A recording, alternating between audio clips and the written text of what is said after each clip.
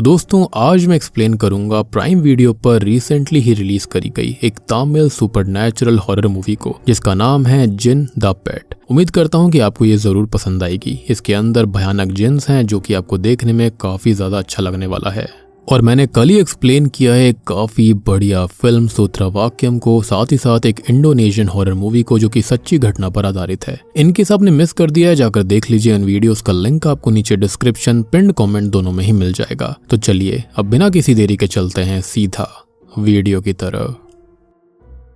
तो कहानी की शुरुआत दो लड़कियों से होती है जो कि एक पीर बाबा के पास आई हुई थी। पीर बाबा उन्हीं बाबाओं को कहते हैं जो कि जिन्स को लोगों के शरीर से बाहर निकालते हैं। खैर यहाँ पर उन दोनों लड़की में से एक लड़की के अंदर जिन था, जहाँ पर पीर बाबा कुछ चैंट करने लगते हैं। साथ ही साथ वो एक पट्टी पर खून से कुछ लिखते हैं, जिसके बाद उस लड़की के अंदर का जिन उस पर हावी होने लगता है और बेकाबू हो जाता है। ये देखकर बाबा के साथ वाले लोग उसे रोकने जाते हैं, लेकिन उन्हें भी वो पीटती है, जिसमें से एक की वो गर्दन तोड़कर उसे वहीं पर खत्म कर देती है। ये जिन काफी खतरनाक था, लेकिन बाबा ने उसे अपनी शक्तियों और चैंटिंग से काबू कर लिया था। जिसके बाद बाबा के चेले उस लड़की को एक पत्थर पर बांध देते हैं और फिर पीर बाबा उठकर उस लड़की की आंखों पर एक पट्टी बांध देते हैं। फिर पीर बाबा ने उसके सामने एक शीशा रख दिया था, जिसके बाद उसने उस लड़की की आंखों से पट्टी हटा दी, जिस वजह से उस लड़की के अंदर का जिन उस शीशे के अंदर चला जाता है, जिसे बाबा ने एक बक्से के अंदर कैद कर लिया था। और उसके बाद में उस बक्से को उन्होंने एक धागे से बांध दिया था। और आपको मैं बताना चाहूंगा कि अगर आपने टर्किश हॉरर मूवीज देखी होंगी तो आपको आइडिया होगा कि ये जो जिन्स होते हैं वो मिरर वर्ल्ड के अंदर ही रहते हैं,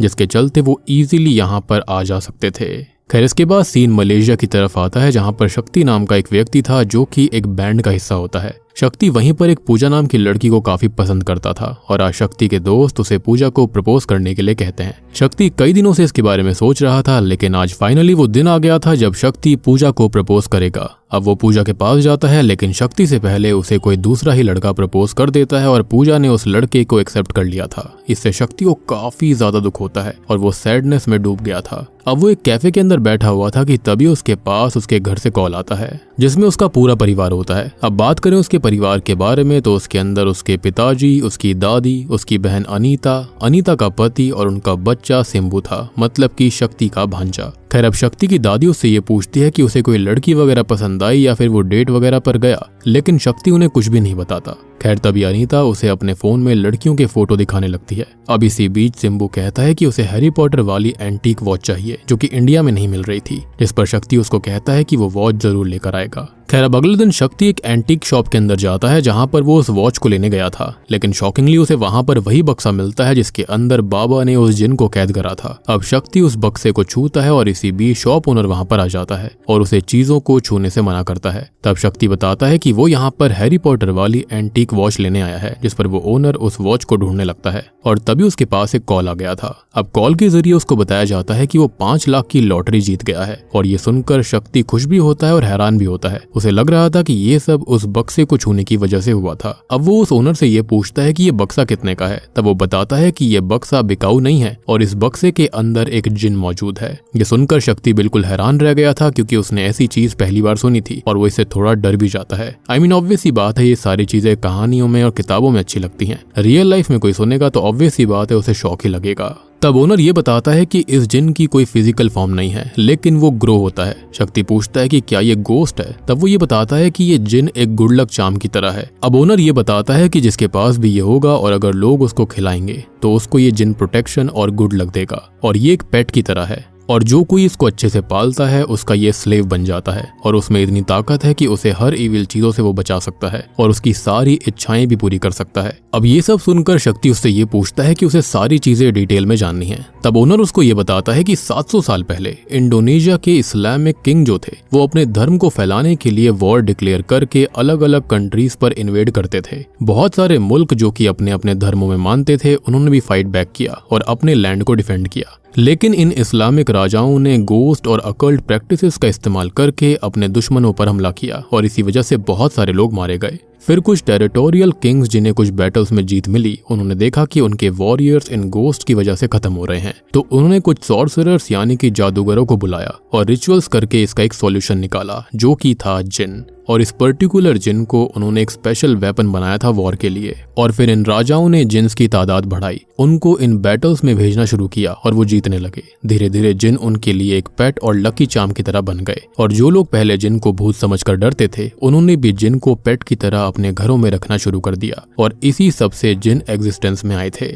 अब ये सुनकर शक्ति ओनर से ये कहता है कि वो इस जिन को रखना चाहता है, जिस पर वो ओनर हैरान था, लेकिन वो उसे वो बक्सा दे देता है। लेकिन शुरुआत में तो उसने ये कहा था कि ये बिकाऊ नहीं है, तो उसने इजीली बक्सा कैसे दे दिया। जिसके बाद शक्ति जो होता है वो चेन्नई एयरपोर्ट पर लैंड होता है, जहां पर उसका घर था। शक्ति ने अपने दोस्त को कॉल किया ताकि वो एयरपोर्ट पर उसको लेने आए। जिसके बाद वो अपना सूटकेस लेकर जाने लगता है कि तभी उसे एक लड़की ने आवाज लगाई। दरअसल उन दोनों का सूटकेस बदल गया था। अब शक्ति उस लड़की को देखता है और उसे वो लड़की काफी अच्छी लगती है। यहाँ वो लड़की अपना सूटकेस लेकर चली जाती है, जिसके बाद उसे उसके दोस्त का कॉल आता है, जो कि उसे पार्किंग लॉट में बुला रहा था। खैर अब अगले सीन में दोनों घर आ जाते हैं, जहां पर सिम्बू उसका इंतजार कर रहा था। आते ही सिम्बू अपने मामा के गले लग जाता है, जिसके बाद वो अपने पापा से मिला, जो कि उससे मिलकर इमोशनल हो गए थे। दरअसल उनकी बीवी और शक्ति की मां के देहांत के बाद में वो काफी अकेले पड़ गए थे और शक्ति ही उनका एक लौता सहारा था। लेकिन उसके बाद वो भी फौरन चला गया। खैर अब वो अपनी बहन अनीता से भी मिलता है, लेकिन उसकी दादी यहाँ पर नहीं थी, वो बाथरूम में नहा रही होती हैं। जिसके बाद वो सबको वो जिन वाला बक्सा दिखाता है, जिसमें से आवाज आ रही थी। वो सबको बताता है कि ये जिन एक लकी चार्म है, लेकिन सब काफी डरे हुए लग रहे थे। अब यहाँ पर शक्ति जो होता है सबको कंडीशंस बताता है कि इस जिन को कैसे रखना है, जिसके अंदर सबसे पहले कंडीशन थी कि इसे पानी से दूर रखना होगा। दूसरी कंडीशन इसे सनलाइट से भी दूर रखना है। तीसरी कंडीशन इसे 12 बजे से लेकर सुबह 5 के बीच में ही फीड करना होगा, यानी खाना खिलाना होगा। और ये सुनकर वो सभी हैरान थे कि जिन खाना भी खाते हैं। खैर शक्ति कहता है कि अगर उन्होंने उसे यहाँ पर रखा तो उनका भाग्य बदल जाएगा, अच्छा हो जाएगा। लेकिन इसी बीच कामवाली आकर बताती है कि दादी जी जो है वो बाथरूम में गिर गई हैं। ये सुनकर सभी शक्ति की तरफ देखने लगते हैं। खैर इसके बाद वो लोग उसे हॉस्पिटल ले जाते हैं और हॉस्पिटल में दादी जी को ट्रीटमेंट दिया जाता है, जहाँ पर बताया जाता है कि दादी बिल्कुल ठीक है और वो बिल्कुल ठीक हो जाएंगी। लेकिन इसी बीच वहाँ पर एक लड़का आता है, जिसके पीछे पीछे नर्स प्रिया भी थी। और प्रिया वही लड़की है जो कि शक्ति को एयरपोर्ट पर मिली थी, यानी कि जिससे उसका सूटकेस चेंज हो गया था। अब प्रिया को देखकर शक्ति उसका पीछा करने लगता है और पीछा करते करते उसके पास एक आइडिया आता है, जहाँ पर वो रोने का नाटक करता है और उसकी आवाज सुनकर प्रिया उसके पास आती है, जहाँ पर वो उससे ये पूछती है कि वो क्यों रो रहा है। तब वो बताता है कि उसकी दादी ठीक नहीं है। तब वो ये बताती है कि वो बिल्कुल ठीक है। अब यहाँ प्रिया उससे अपना नंबर मांगती है ताकि वो उससे उसकी दादी की हेल्थ के रिगार्डिंग कांटेक्ट कर सके, और शक्ति भी बिना समय बर्बाद किए उसे अपना नंबर दे देता है। अब अगले सीन में ये लोग घर आ जाते हैं, जहाँ पर वो जिन के बॉक्स को एक जगह पर रख देते हैं, जिसमें उस जिन की लाल आंखें दिखाई दे रही थी। खैर अब हम शक्ति को उसके दोस्त के साथ देखते हैं, जो कि हिसाब लगा रहा था कि उसे बैंड ओपन करने के लिए कितना पैसे चाहिए होगा। और वो अपना बजट बनाता है, जो कि 15 लाख का था, लेकिन फिलहाल उसके पास 5 लाख ही थे। और ये बात वो अपने दोस्त को बताता है कि उसे एक बैंड ओपन करना है और उसके लिए उसे 15 लाख चाहिए, लेकिन फिलहाल उसके पास 5 लाख ही थे, जो कि उसने लॉटरी में जीते। अब ये सुनकर उसका दोस्त उससे कहता है कि मात्र 5 लाख, और इतना तो लोग इंडिया में रहकर भी कमा लेते हैं, और वो फॉरेन में खाली 5 लाख की सेविंग कर आया है। खैर अब शक्ति अपने फ्रेंड से हेल्प मांगता है, जिस पर उसका दोस्त उसे ताना मारते हुए मना कर देता है और ये भी कहता है कि वो पैसे जिन से ही क्यों ना ले ले, अगर वो इतना उसका लकी चार्म है तो। खैर यहाँ पर उसका दोस्त उससे लोन लेने के लिए कहता है और ये बताता है कि कुछ लोगों को वो जानता है जो कि लोन दे सकते हैं। जिसके बाद दोनों ही लोन लेने के लिए जाते हैं, लेकिन सभी लोग उनको वहां से भगा देते हैं। अब इन सब चीजों से परेशान होकर रात में ये दोनों बार में बैठते हैं, दारू पीते हैं, और वहां पर एक शराबी आया हुआ था। शराबी उनसे बातें करने लगता है कि तभी शक्ति उससे हेल्प मांगने लगता है। तब वो आदमी कहता है कि वो एक को जानता है जो कि उसे लोन दे सकता है, लेकिन उसका इंटरेस्ट जो है वो काफी ज्यादा होता है। लेकिन शक्ति अब कुछ भी करने के लिए तैयार था, लेकिन उसका दोस्त उसे कहता है कि कहाँ वो इस शराबी पर विश्वास कर रहा है। तब शराबी ये बोलता है कि वो सच बोल रहा है और वो आदमी उससे रात में ही मिल सकता है, और अभी रात ही थी, इसलिए वो लोग जाने के लिए तैयार हो गए थे। लेकिन जाने से पहले शक्ति ने अपनी बहन को कॉल करके कहा था कि वो जिन को फीड कर दे, क्योंकि 12 बजने वाले हैं। और ये सुनकर वो ये कहती है कि उसे डर लग रहा है। तब शक्ति उसको बताता है कि उसे डरने की जरूरत नहीं है, क्योंकि वो जिन एक अच्छा जिन है। इसके बाद रात के 12 बज जाते हैं और अनीता उस जिन को दूध और बिस्किट देने जाती है। अब जिन के डब्बे के अंदर एक स्लाइडिंग ड्रॉर था, जिसके अंदर वो बिस्किट और दूध को रख देती है। खैर वो इसके बाद जाकर सो जाती है और वो काफी डरी हुई थी। अब रात के 2 बजे उसकी दोबारा नींद खुलती है और इस बार वो चेक करने जाती है कि जिन ने सच में खाना खाया खाया भी है या फिर नहीं। जब वो चेक करती है तो हैरान रह जाती है क्योंकि बिस्किट खाए गए थे और दूध भी कम हो गया था। ये देखकर वो काफी डर गई थी। ऑब्वियस ही बात है कि इतनी खतरनाक चीज घर पर थी जो कि इंसान नहीं है और वो खाना भी खा रही है। खैर अब अगले दिन सभी डर के मारे उस जिन वाले बक्से के पास बैठे हुए थे। वहां पर तभी शक्ति आता है और शक्ति को उसके पिताजी ये कहते हैं कि यह काफी खतरनाक है और इससे घर के सदस्य डरे हुए हैं। लेकिन शक्ति कहता है कि ये गुड लक है क्योंकि इसी की वजह से उसको लोन मिला। खैर अब सीन आगे बढ़ता है जहाँ पर शक्ति सभी घर वालों के बाहर जाने का इंतजार कर रहा था क्योंकि उसे प्रिया को कॉल करना था। लेकिन आज कोई भी बाहर नहीं जाता। साथ ही साथ उसकी बहन अनीता भी प्रेग्नेंट थी तो वो उसे चेकअप करवाने के लिए बाहर भेज रहा था, लेकिन वो नहीं जाती। इसी बीच उसके पास उसके फ्रेंड का कॉल आता है जो कि उसको बुला रहा होता है। अब शक्ति जल्दी से उसके पास जाता है, लेकिन उसने शक्ति को सिर्फ इसलिए बुलाया था क्योंकि उसकी चाय वाले से बहस हो गई थी। अब शक्ति उसको डांट रहा होता है कि उसने इतनी सी बात के लिए उसे यहाँ पर बुला लिया कि तभी उसे किसी गाड़ी के टकराने की आवाज आती है और शक्ति जल्दी से स्पॉट पर जाता है जहाँ पर एक स्कूटर ने एक रिक्शा वाले को टक्कर मार दी थी और स्कूटी पर प्रिया ही होती है। यहाँ पर प्रिया काफी रो रही थी क्योंकि रिक्शा वाला उसको डांट रहा था। तब शक्ति बीच में आकर उसको डिफेंड करता है और रिक्शे वाले को एक थप्पड़ मार देता है, जिसके बाद वो देखता है कि प्रिया के हाथों पर चोट लग गई थी और ये देखकर वो प्रिया को कहता है कि वो उसके घर चले जो कि पास में ही था। खैर अब वहीं पर वो उसकी ड्रेसिंग कर देगा, जिसके बाद प्रिया उसके साथ जाने लगती है और जाने से पहले शक्ति प्रिया के स्कूटर को अपने साथ लाने की कहता है। जिसके बाद शक्ति उसे घर लेकर आता है जहां पर वो सबसे मिलती है। यहाँ शक्ति उसको फर्स्ट एड भी देता है और फिर वो सबसे बातें करती है। आप मतलब देख रहे हो, यहाँ पर वो उसको कॉल ही करने वाला था, लेकिन शायद से जिन की शक्ति की वजह से प्रिया उसके घर पर ही आ गई। खैर अब यहाँ पर सभी लोग उसके साथ अच्छे से बात करते हैं और फिर अब बारी आती है उसके जाने की। शक्ति अब प्रिया को उसके घर छोड़ने जाता है। उसके घर के बाहर वो उसको थैंक्स भी कहती है। अब प्रिया शक्ति को बताती है कि उसे उसका परिवार काफी पसंद आया। वो ये भी कहती है कि जब वो एयरपोर्ट पर मिले थे तब उसे उससे कनेक्शन फील हुआ था। जिसके बाद वो हॉस्पिटल में मिले और आज वो उसके घर पर आई और वो सब कुछ काफी सही था। और शक्ति जो होता है वो चुपचाप शर्मा कर उसकी बातें सुन रहा था। तब प्रिया उससे कहती है कि क्या वो कुछ नहीं कहेगा।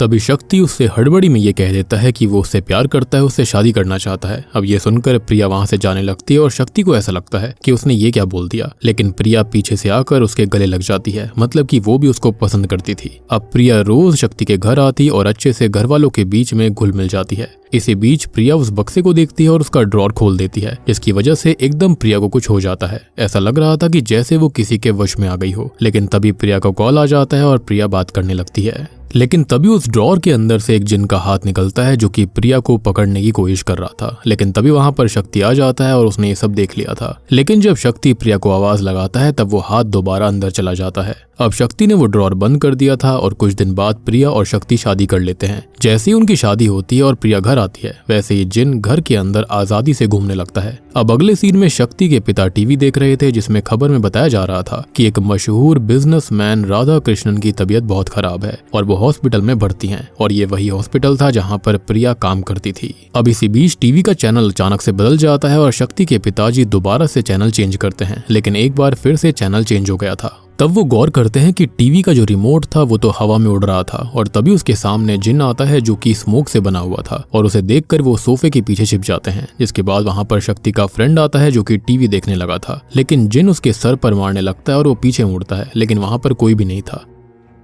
लेकिन दोबारा से उसको जिन मारता है और तब वो शक्ति के पिताजी को देखता है। उसको लगता है कि ये काम वही कर रहे हैं, लेकिन वो ये कहते हैं कि ये जिन ने किया है और तभी जिन उसके सामने भी आ जाता है, जिसको देखकर वो भी सोफे के पीछे छिप गया था। अब सोफे के नीचे से वो दोनों जिन के पैरों को देखते हैं और तभी वहां पर दादी जी आ जाती हैं। जिसके बाद रात में शक्ति सो रहा था कि तभी वो सपने में प्रिया को देखता है, जिसने की एक रानी की तरह कपड़े पहने हुए थे। लेकिन उसी सपने में वो प्रिया को गिरते हुए भी नोटिस करता है। खैर अब इसी भयानक सपने की वजह से शक्ति की आंख खुल जाती है। अब शक्ति बाहर जाकर स्मोक करने लगता है कि तभी वहां पर प्रिया आ जाती है और प्रिया की एक झलक के अंदर उसे भूत दिखाई देता है, लेकिन वो उसका वहम था। अब अगले दिन शक्ति का फ्रेंड बाथरूम से नहाकर बाहर निकलता है, जो कि किसी कारण से शक्ति के घर पर ही था और मिरर में खुद को वो देख रहा था। तभी उसके पीछे से झट से जिन निकलता है। अब ये सब देखकर वो हैरान हुआ ही था कि तभी अचानक से वो शीशा भी टूट जाता है और उसमें से एक जलता हुआ स्कल निकलता है और उसका पीछा करने लगता है। जिसके बाद वो भाग जाता है और उसे अनीता का पति भागते हुए देख लेता है और उसका पीछा करने लगता है। वो जानना चाहता था कि वो इस तरह से नंगा क्यों भाग रहा था, लेकिन बीच में ही उसका एक्सीडेंट हो जाता है और उसके पैर में लग जाती है।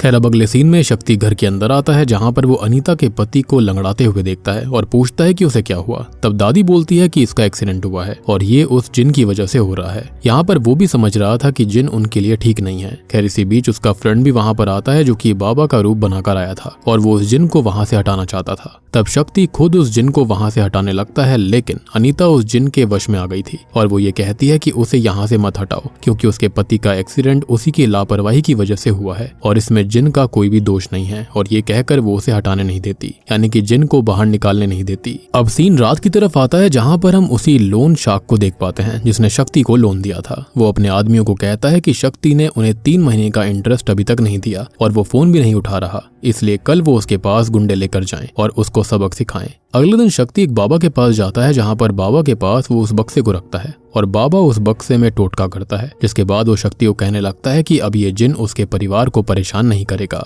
अब शक्ति उस जिन वाले बक्से को घर ले जाने लगता है, लेकिन रास्ते में उसे गुंडे रोक लेते हैं और बाहर निकलकर पीटने लगते हैं। खैर इसी बीच अचानक से कार हिलने लगती है और एक आदमी उस कार के दरवाजे को खोलता है जिसके अंदर वही बक्सा था और अब वो जिन उसको दूर फेंक देता है, जिसके बाद वो शक्ति के साथ खड़ा हो जाता है और सबको मारने लगता है। ये देखकर वो सभी लोग वहां से डर के मारे भाग जाते हैं। यानी कि काफी वियर्ड चीज थी कि अगर इस जिन को नुकसान पहुंचाना ही होता तो वो शक्ति को पिटने देता, उसने यहाँ पर उसकी हेल्प क्यों करी। अब शक्ति भी ये सब सोच रहा था कि तभी उसके पास एक कॉल आती है जो कि उसके फ्रेंड की थी, जो कि उसको कह रहा था कि उसकी बहन की डिलीवरी का टाइम आ चुका है और अब शक्ति तुरंत ही हॉस्पिटल पहुंचे। अब सबसे पहले शक्ति घर जाकर उस बक्से को रखता है और तुरंत ही हॉस्पिटल जाता है जहाँ पर उसकी बहन को लड़का हुआ था और उसके होने से सभी काफी खुश थे। अब अगले सीन में ये लोग बेबी को घर लाते हैं और घर पर सिर्फ प्रिया थी, वो भी अकेले। दादी प्रिया को बुलाने जाती है लेकिन वो जोर से चिल्लाती है। उसकी चीख सुनकर सभी अंदर आ गए थे जहाँ पर प्रिया जख्मी हालत में थी और बेहोश थी, साथ ही साथ उसका खून भी बह चुका था और तो और खून उस बक्से पर लगा हुआ था, मतलब कि शायद ये सब कुछ जिन ने ही किया था। दादी भी जिन को ही कोस रही होती है और ये सब देखकर शक्ति को भी गुस्सा आ गया था, इसलिए शक्ति उस बक्से को बाहर फेंक देता है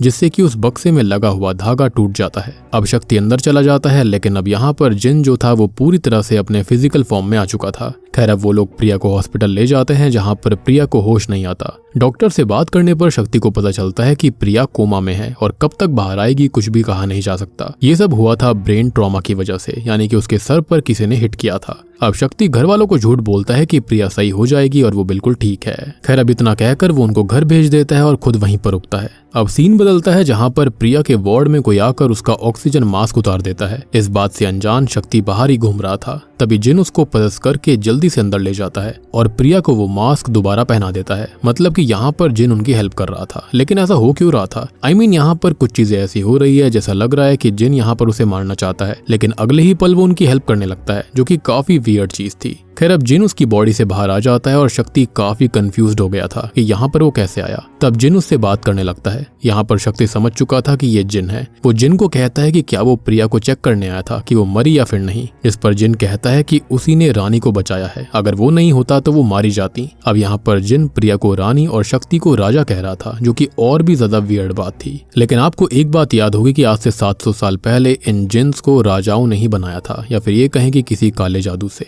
अब शक्ति जो होता है वो तभी जिन को सामने आने के लिए कहता है और जिन उसके सामने आ गया था, जिसको देखकर वो काफी डर जाता है। तब जिन कहता है कि अभी इन सब का वक्त नहीं है और उन्हें उस आदमी को पकड़ना होगा जिसने प्रिया का मास्क उतारने की कोशिश करी और वो बाहर ही मौजूद है। अब ये सुनकर शक्ति उसे रोकने जाने लगता है और जिन ये कहता है कि वो उसकी हेल्प कर सकता है, लेकिन वो उसकी हेल्प के लिए मना कर देता है।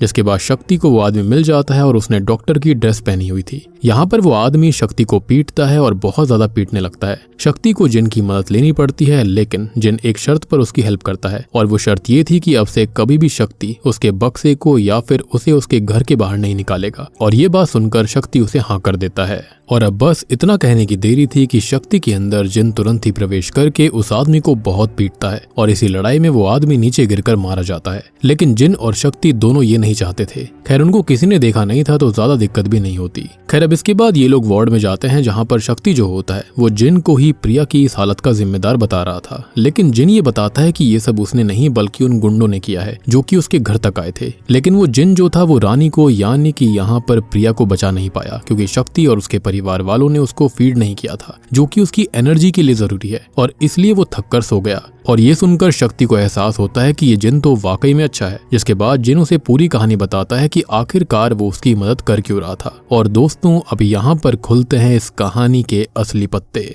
तो अब कहानी दोबारा से इंडोनेशिया के एक राजा पर जाती है जिसने कई युद्ध जीत लिए थे जिन की बदौलत, जिसके बाद वो अपने किंगडम में सुख से रहने लगा। राजा की एक बीवी भी थी जिससे वो बहुत प्यार करता था, लेकिन राजा का जो मंत्री था वो कपटी था। वो किसी तरह से राजा का पैसा दौलत हथियाना चाहता था। अब इस चीज के लिए मंत्री ने कई प्रयास किए, लेकिन जिन ने उसकी किसी भी योजना को सफल नहीं होने दिया। लेकिन एक दिन मंत्री ने एक जगह युद्ध करवाया जिसमें लड़ने के लिए राजा चला गया, और यहाँ पर उसके जाने के बाद मंत्री ने एक सॉर्सरर को महल के अंदर बुलाया और जिन को एक मिरर वाले बक्से में डाल दिया, जिससे कि जिन बाहर नहीं निकल सकता था। साथ ही साथ उसने एक इविल जिन को समन किया और उस जिन के साथ मिलकर उसने रानी को मरवा दिया, और जो जिन का बक्सा था उस बक्से के अंदर इविल जिन रहने लगा था। जब राजा वापस आया तब वो डिप्रेशन में चला गया क्योंकि उसकी बीवी नहीं बची थी, जिसके बाद मंत्री ने बताया कि वो जिन ही इसका कारण है। और ऐसे ही एक दिन राजा ने उस इविल जिन को रंगे हाथों पकड़ लिया और उसे उस बक्से के अंदर कैद करके समुद्र में फिकवा दिया। खैर, अब होता यह है कि कुछ समय के बाद में राजा की मृत्यु हो जाती है, और यही चीज तो मंत्री चाह रहा था।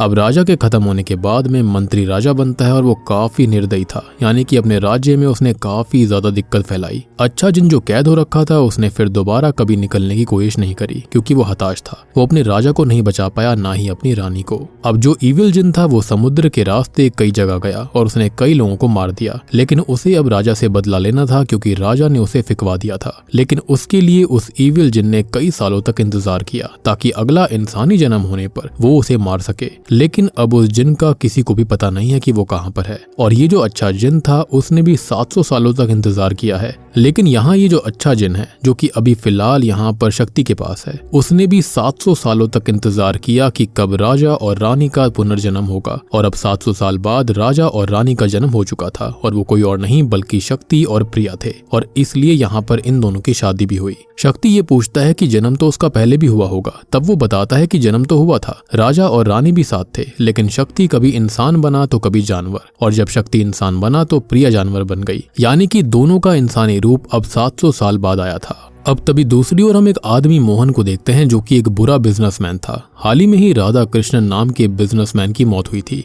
और यही सेम खबर न्यूज पर भी आ रही थी। अब जो मोहन होता है वही उनके करीबी था और राधा कृष्णन की कोई संतान नहीं थी, इसलिए मोहन अपने बेटे को राधा कृष्णन की कंपनी का CEO बनाना चाहता था और उसके फेवर में सब थे, और वही राधा कृष्णन के करीबी भी था। जिसके बाद मोहन अपने बेटे से मिलने जाता है। खैर इसी बीच वहाँ पर कुछ गुंडे आते हैं जिन्होंने राधा कृष्णन के बेटे को बताया कि प्रिया जिंदा है। दरअसल यही वो लोग हैं जिन्होंने प्रिया को मारने की कोशिश करी थी, और अब ये लोग ऐसा क्यों चाहते थे वो आपको मैं थोड़ी देर में समझाऊंगा। खैर इसके बाद डॉक्टर शक्ति को बुलाता है जहां पर उसने ये कहा कि वो प्रिया को घर ले जा सकता है। अब अगले सीन में वो प्रिया को घर ले आया था और यहीं से उसका ट्रीटमेंट होने वाला था। अब शक्ति सभी परिवार वालों को बताता है कि जो जिन उनके साथ में है उसका इसमें कोई भी हाथ नहीं है, उल्टा वो उनको बचा रहा था। यहाँ पर शक्ति की बातें काफी गहरी थी। सब शक्ति को समझ जाते हैं, जिसके बाद शक्ति जिन को सबके सामने आने के लिए कहता है और तभी वो जिन सबके सामने प्रकट हो गया था। अब ऑब्वियस सी बात है उसको देखकर सभी डर जाते हैं और वो एक एक करके जिन से मिलकर वहां से जा रहे थे। अब सबसे आखिर में उससे शक्ति के पिता मिलते हैं और ये कहते हैं कि प्रिया उनकी बेटी जैसी है और जिन को किसी भी हालत में उसे सुरक्षित रखना होगा। अब यहाँ पर जिन उनसे वादा करता है कि वो प्रिया को कुछ भी होने नहीं देगा। अल्टीमेटली वो उसकी रानी साहिबा थी। अब अगले सीन में शक्ति और उसका दोस्त जिन को रेस्टोरेंट लेकर गए थे जहां पर वो दोनों उससे बात कर रहे होते हैं, लेकिन जिन दूसरों को नहीं दिख रहा होता, इसलिए सभी लोग उनको पागल समझ रहे थे और एक लड़की तो वीडियो बनाकर सोशल मीडिया के ऊपर वायरल भी कर देती है। अब अगले सीन में मोहन का लड़का अपने आदमियों से मिलता है जो कि उस आदमी के साथ थे जिन्होंने प्रिया को मारने की कोशिश करी थी। वो आदमी अभी भी जिंदा था, बस अपनी आखिरी सांसें ले रहा था। और इसी बीच होता यह है कि टीवी न्यूज के अंदर वही वीडियो आने लगती है जिसमें शक्ति उस जिन से बात कर रहा था और उनकी वीडियो बहुत ही ज्यादा वायरल हो गई थी। ये देखकर वो आदमी टीवी की तरफ इशारा करता है और मारा जाता है। अब मोहन का बेटा ये देखता है और काफी गुस्से से भर जाता है। वो प्रिया को मारना चाहता था, लेकिन उसको समझ आ चुका था कि इस बीच शक्ति आ चुका है और उसे पहले उसे मरवाना होगा। अब दूसरी ओर हम देखते हैं कि शक्ति का पूरा परिवार जो था वो शहर से ही बाहर चला गया था और उसी रात गुंडे प्रिया को मारने वाले थे, लेकिन शक्ति जिन की मदद से सबको मार देता है। अब एक आदमी प्रिया के पास भी आ जाता है, लेकिन वो उसे भी मारकर भगा देता है। अब शक्ति यहाँ पर ये सोचता है कि आखिरकार ऐसी कौन सी बात है जिस वजह से वो प्रिया को मारने की कोशिश कर रहे हैं। अब इसी बीच शक्ति को याद आता है कि हॉस्पिटल के अंदर जिस आदमी ने प्रिया का ऑक्सीजन मास्क हटाया था उसका वॉलेट अभी भी उसके पास है। चेक करने पर उसे उसके अंदर से एक बिल मिलता है जो कि एक होटल का था। होटल पर जाकर वो अपने एक पुलिस वाले दोस्त की हेल्प लेता है, जिससे कि वो सीसीटीवी फुटेज देखता है जिसके अंदर वही लोग दिखते हैं जिन्होंने प्रिया को मारने की कोशिश करी। बाहर वो एक कार के अंदर बैठते हैं जिसका नंबर पुलिस ले लेती है। अब सीन चेंज होता है जहां पर पुलिस वाले ने उन नंबर्स को ट्रेस किया था और फिर जिन और शक्ति उस एड्रेस पर जाकर उस आदमी को पकड़ते हैं। वो उसे मार मार कर पूछते हैं कि वो प्रिया को क्यों मारना चाहते हैं, जिस पर वो ये बताता है कि एक दिन उसको एक कॉल आया था जिन्होंने प्रिया को खत्म करने के लिए कहा, और वो कौन था ये भी वो आदमी उसे बता देता है। अब इसके बाद वो लोग आगे बढ़ते हैं कि तभी शक्ति के दोस्त का कॉल उसके पास आता है। दरअसल शक्ति का फोन टूट गया था लड़ाई में और उसके अंदर आखिरी वीडियो और मैसेज थे जो कि प्रिया ने भेजे थे, इसलिए उसके दोस्त ने उस फोन को ठीक करवाया था। जिसके बाद शक्ति अपने दोस्त के पास आया और उसके अंदर उसको एक वीडियो मिलती है जो कि प्रिया ने भेजी थी। और अब उस वीडियो के अंदर ऐसा क्या था ये चीज हमको फ्लैशबैक के जरिए दिखाई जाएगी। तो ये तब की बात है जब राधा कृष्णन की हालत काफी खराब थी, क्रिटिकल थी, और राधा कृष्णन उन्हीं के हॉस्पिटल में भर्ती थे, यानी कि RK हॉस्पिटल में, और यहीं पर प्रिया भी काम करती थी। जब प्रिया राधा कृष्णन के साथ थी तब वो उनका ब्लड प्रेशर चेक करके हाथ धोने गई थी कि इसी बीच मोहन वहां पर आ जाता है जिसके इरादे ठीक नहीं थे। वो राधा कृष्णन की ड्रिप के अंदर पॉइजन मिलवा देता है, यानी कि जहर मिलवा देता है, और उनके अंगूठे का निशान वो पेपर पर ले लेता है। और ये सब वो कर रहा था प्रॉपर्टी और शेयर्स के लिए। अब हुआ ये था कि ये सब प्रिया ने देख लिया था और वो इसकी ही वीडियो बना लेती है, लेकिन उसको वो पकड़ लेते हैं। उन्हें पता चल गया था कि प्रिया ने वीडियो बनाई है, इसलिए प्रिया वहां से भागने लगी, लेकिन गुंडे उसके पीछे पड़ गए थे। दूसरी ओर मोहन अपने बेटे अशोक के पास गया और अशोक को उसने बताया कि वो पहले राधा कृष्णन का मैनेजर था। राधा कृष्णन की कोई संतान नहीं है और उनकी बीवी के बाद अशोक को वो अपना बेटा मानते थे और वो उसे अपनी प्रॉपर्टी और शेयर्स देना चाहते थे। लेकिन फिर एक दिन राधा कृष्णन को किसी और लड़की से प्यार हो गया और उन्होंने उससे शादी कर ली, जिसके बाद उनकी बेटी हुई। लेकिन इस बात से अनजान राधा कृष्णन के पीठ पीछे माँ को मोहन ने मरवा दिया और जो बेटी थी उसको अपने आदमी के हाथ दे दी ताकि वो उसको डंप कर सके। लेकिन उस आदमी ने उस लड़की को चर्च के गेट पर छोड़ दिया और वो लड़की आज भी जिंदा है, जो कि कोई और नहीं बल्कि प्रिया है। जी हाँ, और यहाँ पर वो प्रिया को मारने के लिए कहता है क्योंकि प्रिया जिंदा रही तो वो राधा कृष्णन की लीगल वारिस बन जाएगी।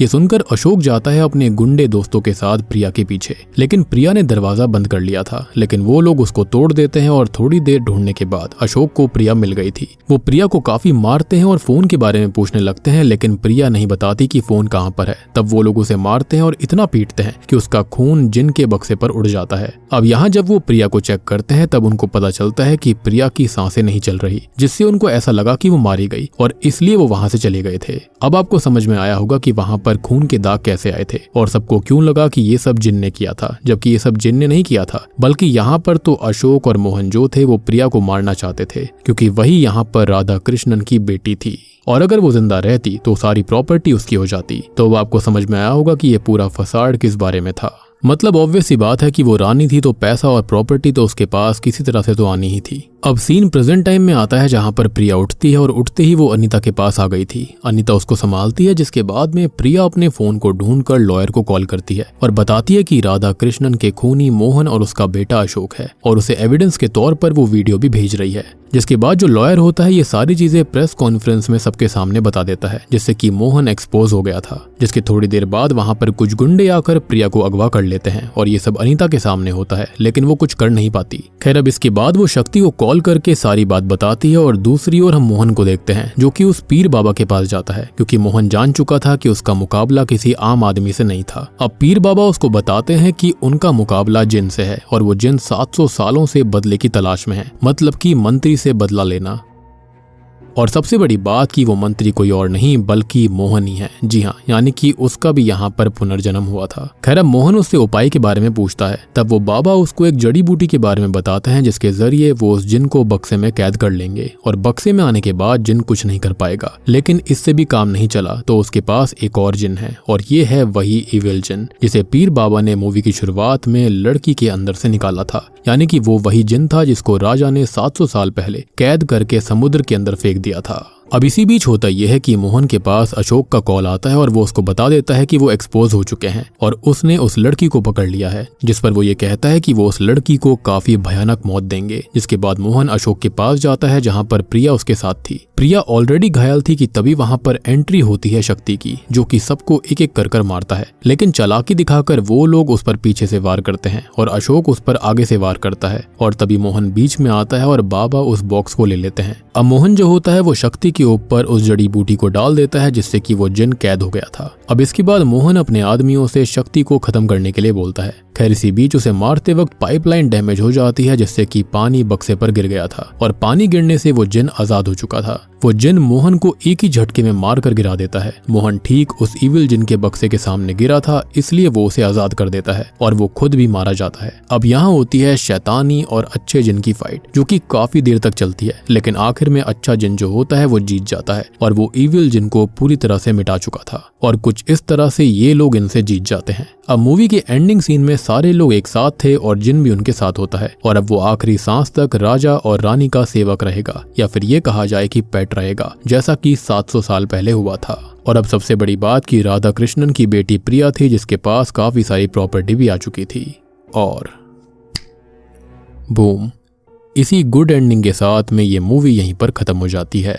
तो दोस्तों ये थी जिन द पेट फिल्म की कहानी, जो कि काफी यूनिक जैसी थी। और जैसा कि मैंने कहा कि जिन को एक पेट के रूप में दिखाना ये काफी अलग कॉन्सेप्ट था और शायद ये पहली बार ही हुआ होगा। ओवरऑल मूवी अच्छी थी, इसके अंदर कॉमेडी भी थी, एक्शन भी था। और अब हम गेस कर सकते हैं कि एंडिंग के बाद क्या हुआ होगा। तो किसी तरह से प्रिया को ये पता चल गया होगा कि उसके पिता राधा कृष्णन ही थे और वो आर.के. हॉस्पिटल की CEO बन गई होगी। पक्का ऐसा ही हुआ होगा और वो जिन आगे भी उनके साथ ही रहेगा, या फिर ये भी हो सकता है कि जिन ने ये सारी चीजें उनको बता दी होंगी। ऑब्वियस सी बात है, जिन्स जो होते हैं वो फ्यूचर, पास्ट और प्रेजेंट के बारे में सब जानते हैं। बाकी यहाँ पर सारी चीजें मैंने आपको ऑलरेडी कहानी के साथ ही समझा दी हैं, तो यहाँ पर कोई थ्योरी या फिर डिटेल्स नहीं है। उम्मीद करता हूँ कि आज की एक्सप्लेनेशन आपको पसंद आई होगी।